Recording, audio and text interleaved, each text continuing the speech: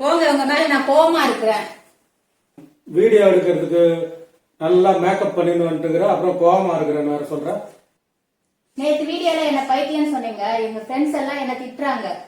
அவர் என்ன உன்னை பைத்தியம்னு சொன்னாரு, அவரை சும்மாவா விட்டு அப்படின்னுட்டு.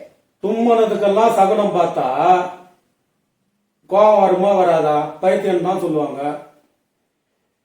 இருந்தாலும் நீங்க அந்த மாதிரி சொன்னது கொஞ்சம் அதிகம் தாங்க.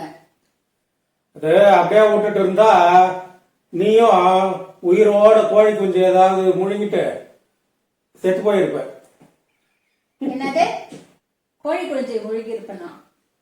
அதான் இந்த மாதிரி சகுனம் பாக்குறவன், ஜாதகம் பாக்குறவன் இது எங்க போய் நிற்குது தெரியுமா? நேற்று நியூஸ் பாக்கலையா நீ? பாக்கலையே. ஒருத்தன் கல்யாணம் ஆகி கொஞ்ச நாள் ஆயிடுச்சு, 35 வயசு ஆகுது அவனுக்கு.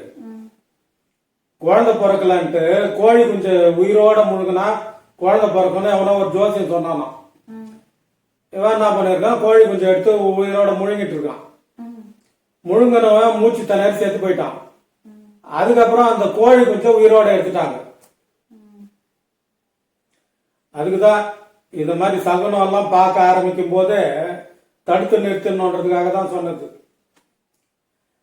நீ குழந்தை பிறக்கலன்னா டாக்டர் கிட்ட போய் பார்த்துருக்கணும். சரி, ஜோசியம் தான் பார்த்த, அவன் கோழி குஞ்ச உயிரோட முழுங்குடான்னு சொல்லும் போதாவது புத்தி வேலை செய்ய வேணாமா? ஆமா.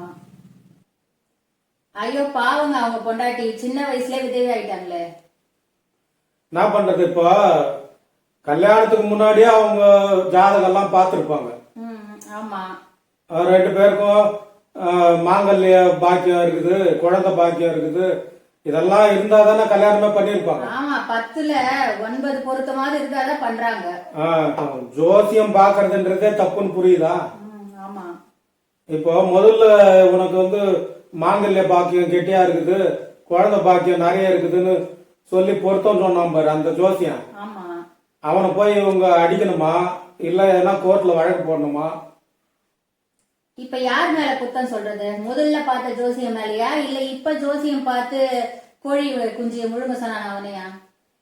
எப்படி இருந்தாலும் ஜோசியன்றவன் ஏமாத்துறவன், அவன் தொழில் ஏமாத்துறது. ஏமாறுறவங்க மேலதான் தப்பு. எவ்வளவு சொன்னாலும் புரிஞ்சுக்கிட்டாதானே. இந்த மாதிரி தானே பெத்த குழந்தைய கூட எடுத்துன்னு போய் பலி கொடுக்குறேன்னு கொடுத்துடுறாங்க. எதிர் வீட்டு குழந்தைய எடுத்துன்னு போய் பலி கொடுத்துடுறாங்க. இதையெல்லாம் நம்ம எடுத்து சொன்னோம்னா நீ கலாச்சாரத்தை இழிவுபடுத்துற, மதத்தை கேவலப்படுத்துற அப்படின்னுவாங்க. இருந்தாலும் அதுக்காக எல்லாம் பயந்தா நம்ம பேச முடியாது, சொல்லிதான் ஆகணும். எங்க சேனலை சப்ஸ்கிரைப் பண்ணுங்க, வீடியோவை லைக் பண்ணுங்க, ஷேர் பண்ணுங்க, கமெண்ட் பண்ணுங்க. நன்றி.